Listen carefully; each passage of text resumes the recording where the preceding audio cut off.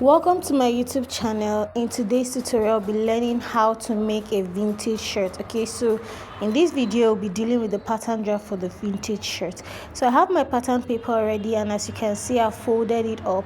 You want to fold this between 4.5 to 5 inches, and this is necessary to enable us get our cam collar, so that the good side of the material shows. So when you're done with that, you want to go ahead and mark your button allowance. Half inch is fine for that. So when you mark it, just go ahead and draw the line all the way down to the pattern paper.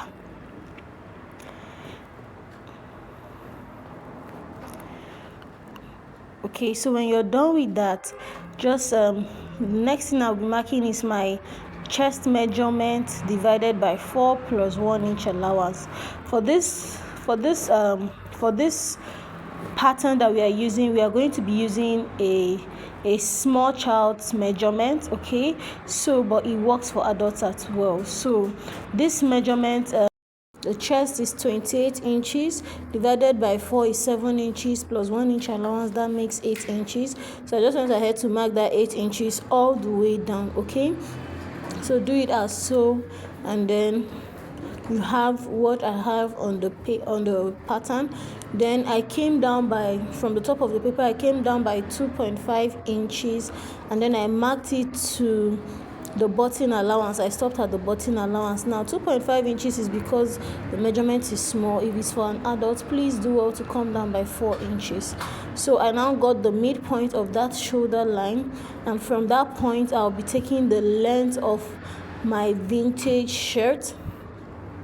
So the length for this is 18. Please take the exact length, do not add any allowance to it. And then I'm getting that point at the top of the paper, okay, so that it will enable me to mark it across the paper to secure a straight line.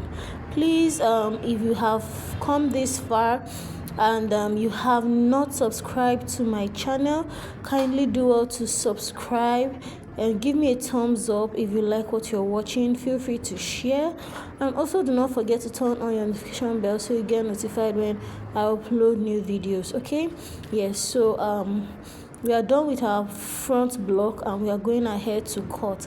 Okay, so you can see that this is very, very simple, very simple. And just in case you are lost at any point, do well to rewatch. It's very simple. So for the front block, you just need to mark your chest measurement, your shoulder line, and your shoulder length. Of course, not forgetting your button allowance and your overlap. So I'm going ahead to marked the back block for this shirt. And so what I'm doing is placing the pattern in such a way that the button allowance is not included. Ensure that when you're placing the front block on the back block, do not include the button allowance. So the next step is to secure the shoulder. Okay, you want to have the same shape you had in the front. So I just cut it down, went in just a little bit, and then I'm going down. As you can see, I'm going down by 3 inches. Okay,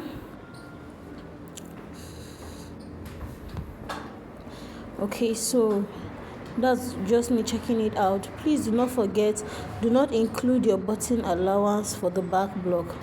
So I've gone down by 3 inches and I'm going ahead to fold, and my fold is overlapping the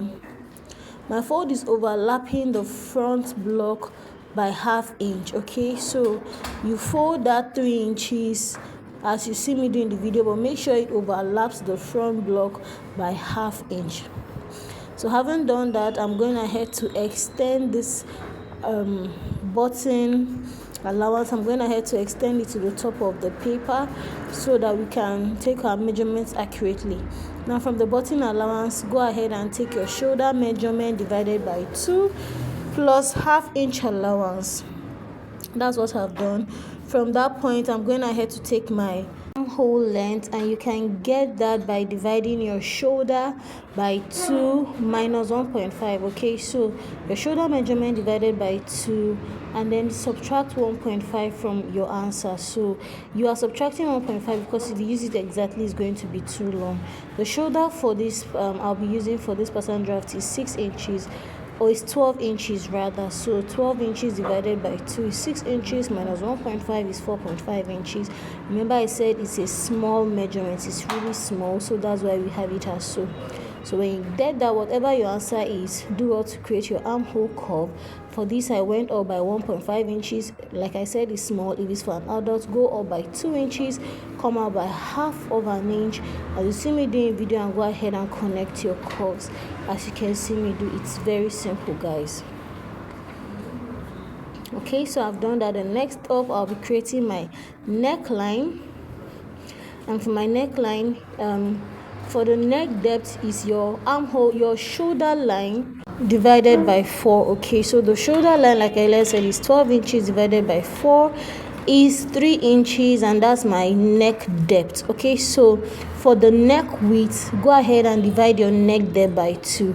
So my neck depth is 3 inches divided by 2 is 1.5 inch, and that is how to get your neck width. Okay, so I'm just going ahead to establish a curve, my neckline, but I just want to have, the straight edges, and then I'll just go ahead and curve it from there. So you can see, yes, curve you can use freehand, okay, but just in case you're not confident enough, go ahead and use a pattern ruler to establish your curve. Okay, if you've come this far, I want to believe that you are learning and enjoying what you're watching. Please do not forget to give me a thumbs up, and if you haven't subscribed, please ensure you do that as well. Thank you very much in anticipation. So I'm going ahead to secure my pattern paper. Please, at every point in time, ensure that your pattern is stable. Now, to cut out your neckline, please pick out just the front piece. Okay, start cutting the front piece and then enter into the back. Now look at what I mean. Ensure you do not cut out both patterns together. You are going to have the back neck too deep, and we don't want our back neck to be too deep. So when you start cutting, start cutting only the front block, and then you just extend it to the shoulder line of the back block, and you go ahead and cut as so. And guys, we are done with our pattern draft. It's very, very simple, guys, very simple. As you can see, I'm going ahead to cut out, as you can see. So now if you can see, I cut out the armhole, but because the front armhole is a little bit deeper than the back, I just cut out the armhole, leaving out that half inch. You can see as I'm doing it in the video. So when I was done, then I just trimmed the front armhole exactly. So over to cut our fabric. I have my fabric, and you can just watch carefully how I'm going about it. This does not need too many explanations. Once you can watch and pay attention, you are good to go.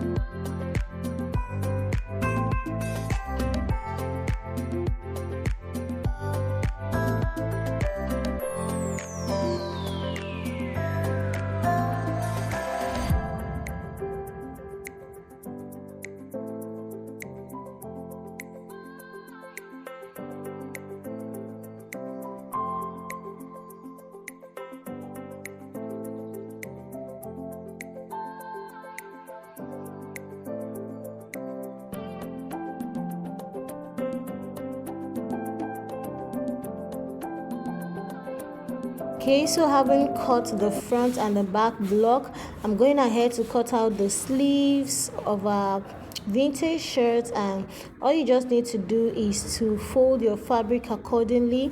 The width of your sleeve plus 1 inch allowance, and then the length of your sleeve plus 1.5 or 2 inch allowance will do. So that's what I have here, and then I'm going ahead to create my sleeve. Because it's a small measurement, I use 2.5 for the biceps, but if it's an adult, please use 5 inches for the bicep. Okay, so at the length of the sleeve, I just subtracted half inch from what I had at the top, and I went ahead to cut as so. It is very simple, guys.